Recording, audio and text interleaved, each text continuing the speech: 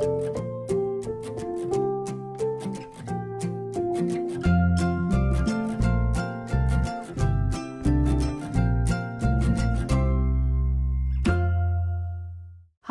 dair püf noktalar kanalıma hoş geldiniz. Bugün yine yeni bir tarif ile karşınızdayım. Bugün yine orkide bakımında çok önemli bir yere sahip. Orkidenizin özellikle mantar gibi hastalıklarda, kök çürümesinde, orkidenizin daha sağlıklı ve güzel yetişmesine yardımcı olabilecek sıvı bitki besini tarifim var. Evet, bugün sizlere tarçının orkideler üzerindeki faydalarından bahsedeceğim. Tarçını bitkilerde nerede kullanabiliriz bunu sizlere göstermek istiyorum. Orkidelerde özellikle meydana gelen, bakın orkidelerin yapraklarında fazla kurumadan dolayı meydana gelen şu şekilde yarılmalar olabiliyor. Tarçın içerisindeki antioksidan sayesinde bu yaraların onarılmasına yardımcı oluyor. Bu yaralardan oluşabilecek herhangi bir enfeksiyonu da önlüyor. Bunu nasıl kullanabiliriz? Bunu göstermek istiyorum. Bakın görüyorsunuz şu şekilde. Şöyle çok hafif, çok değil. Şu şekilde. Şu kısmına şöyle tarçın dökerek sadece bu yaranın kapanmasına yardımcı olacaktır. Ama kök kısmının içerisine girmemesine dikkat edin. Yoksa hava almasını engeller. Bir faydası ise daha önceki videolarımda size göstermiştim. Özellikle boğum yerlerine bakın şu şekilde budama yaptıktan sonra açık kalan yerlerin üzerine döktüğümüz zaman buradan orkidenin daha fazla su kaybetmesini engelleyerek orkide dalında oluşabilecek herhangi bir enfeksiyonu da engelliyor.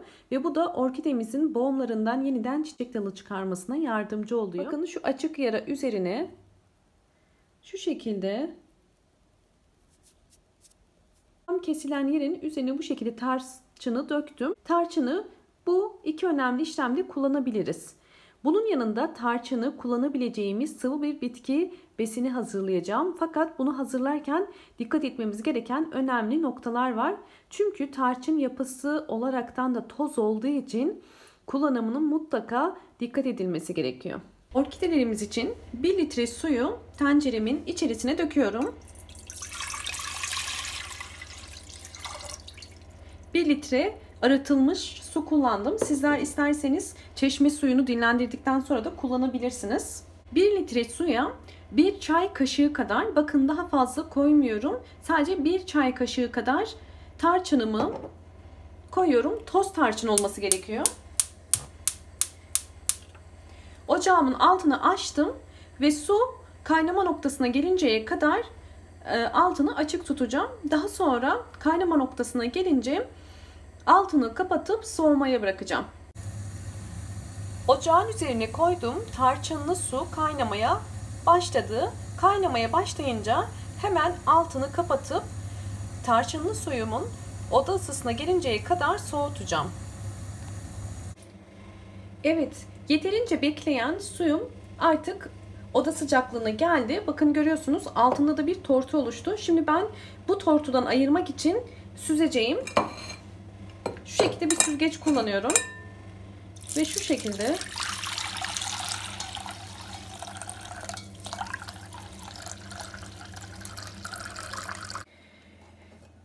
evet, bakın tarçınlı suyumu süzdüm ve altındaki toz tarçın tortuları kaldı. Özellikle bunu göstermek istiyorum. Bakın benim için burada ihtiyacım olan su bu şekilde sadece tarçının suyuydu. Fakat tarçının tortularını kullanmıyoruz. Bu önemli. Bakın size altta kalan şu şekilde tortuyu da göstermek istiyorum. Eğer bu toz tarçın direkt biz saksının içerisine dökmüş olsaydık ne gibi bir problemle karşılaşabilirdik? Bu toz tarçın orkidenin köklerine yapışacağı için orkide köklerinin hava almasını engellemiş olacaktı. Bu da orkideler için iyi olmayacaktı. Çünkü orkide kökünün mutlaka hava alması gerekiyor. Bu toz tarçın tortu eğer yapışırsa havayı keseceği için orkideyi boğacaktır ve bu da bir takım zararlı bakterilerin, ondan sonra sineklenme, böceklenme gibi sıkıntıların ortaya çıkmasına sebep olacaktır. Bununla ilgili bazı videolar da izledim. Toz tarçın kullanımında bilinen bazı yanlışlar var. Kesinlikle bu konuda dikkat etmenizi istiyorum. Bunu mutlaka bu şekilde süzmeniz gerekiyor ve sadece suyunu kullanmanız gerekiyor. Ve burada yine size şunu da belirtmek istiyorum. Orkideyi sularken bu suyun ne çok sıcak ne de çok soğuk olması gerekiyor. Çünkü orkideler çok sıcak suyu da ve çok soğuk suyu da sevmezler. Suyun mutlaka ılık olması gerekiyor. Parmağınıza dokunduğunuz zaman oda ısısında bir sıcaklığa gelmiş olması gerekiyor. Daha sıcağını yapmıyoruz. Orkide köklerimizin zarar görmemesi için. Orkide kökleri hassas olduğu için çok soğuk ve çok sıcağa karşı tepki gösterir. Orkidenin köklerinde çürümelere sebep olur. O yüzden her zaman orkide eğer sulayacaksınız oda ısısında bir su olması gerekiyor. Buna dikkat etmeniz gerekiyor. Saksının içerisine bakın, görüyorsunuz orkidenin kökleri gayet yeşil, güzel görünüyor. Bu orkidenin kökünde bir çürüme başlamış. Bu da demek oluyor ki herhangi bir mantar hastalığının oluşmaya, herhangi bir bakterinin, mikrobun oluşmaya başladığını gösterir. Eğer biz bunu erken tedavi etmezsek, erken önlemini almazsak bu tarz çürümelerde hemen diğer yapraklara da ne oluyor? Bulaşıyor. Bu da orkidemizin köklerinin bir hafta sağlıklıyken diğer hafta hemen bütün köklerin çürüdüğünü görebiliyoruz. Bu da bana yorumlarda çok fazla geliyor. Bakın şimdi ben toz tarçınlı suyu, bu gayet sağlıklı bir orkide, göstermek istiyorum size. Bakın kökleri de yaprakları da gördüğünüz gibi gayet sağlıklı. Artık sulama zamanı gelmiş. Bu şekilde gördüğünüz gibi çiçeğimi oturtuyorum.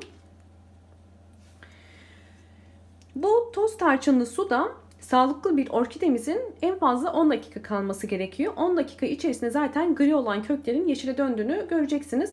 Ama eğer orkidemiz sağlıklı değilse, bu tarz orkideler için ise 20 dakika bekletmenizi tavsiye ederim. Çünkü bu tarçınlı su orkidenin köklerini tedavi edecektir içinde bekledikçe. Ve daha sonra da zaten orkidemizin daha sağlıklı olmasına yardımcı olacaktır. Orkidem bu şekilde sulanırken size çok önemli bir püf noktaya da değinmek istiyorum. Bakın tarçın, toz tarçını kullanırken bazı kullananlarda gördüm. Direkt toz tarçını orkidenin hava köklerinin üzerine şu üst tabakaya döktüklerini gördüm. Size kesinlikle bunu tavsiye etmiyorum. Daha önceki tecrübelerimden de dayanarak bunu size söylüyorum. Eğer ki toz tarçını şu şekilde tutup orkidenin üst hava köklerine, yani bu üst tabakaya dökerseniz orkideniz sineklenir. Ve daha sonra da bu orkidenizin köklerinin hava almasını engellediği için böceklenme ve mantara kadar gidebilir. O yüzden kesinlikle size tavsiye etmiyorum arkadaşlar. Toz tarçını direkt orkidenin hava köklerinin üzerine dökmeyin. Direkt toprağın üzerine dökmeyin. Sadece orkide kullanırken eğer orkidenizi bir sıvı bitki besini olarak kullanmak istiyorsanız kullanabileceğiniz en iyi yöntem bu şekildedir. Toz tarçını ne kadar süreyle kullanabiliriz? Toz tarçını en fazla 3 ayda bir kullanabilirsiniz. 3 aydan daha erken kullanmanızı tavsiye etmiyorum. Toz tarçın aynı zamanda doğal bir bitki ilacı gibi düşünün. O yüzden çok sık kullanmanıza gerek yoktur. En erken 3 ayda bir kullanabilirsiniz. Toz tarçını özellikle kış ayında kullanmanızı tavsiye ediyorum. Yazın kullanmayın. Neden kış ayında? Bakın şu anda havalar çok soğuk ve havalar soğuk olduğu için de bu alt tabakada oluşan kurumayı ve kökte daha fazla oluşabilecek çürümeyi engellemek için sadece biz kış ayında yardımcı olmaya çalışıyoruz. Bu yüzden toz tarçını bu şekilde kullanabilirsiniz. Umarım bu videom sizler için faydalı olmuştur. Eğer videomu beğendiyseniz hemen beğen tuşuna basmayı ve kanalıma halen abone değilseniz abone olmayı unutmayın. Ve bunun gibi yeni videolarımdan haberdar olmak istiyorsanız hemen sağ köşedeki zil sesine tıklayıp açık konuma getirmeyi unutmayın. Bol bol yorum yapmayı unutmayın. Sorularınızı mutlaka yorum kısmına yazabilirsiniz. Mutlaka dönmeye çalışıyorum sorularınıza. Ve eğer benim bu anlatmış olduğum yöntemleri uyguluyorsanız mutlaka yorumlar kısmına yazın. Çünkü yazarsanız diğer kullanıcılar da en azından bu yapmış olduğumuz uygulamaların ne kadar yararlı olup olmadıklarını görüp ve ona göre bir fikir edinmiş olurlar. Benim için önemli. Dinlediğiniz için teşekkür ediyorum. Hoşça kalın, sağlıklı kalın.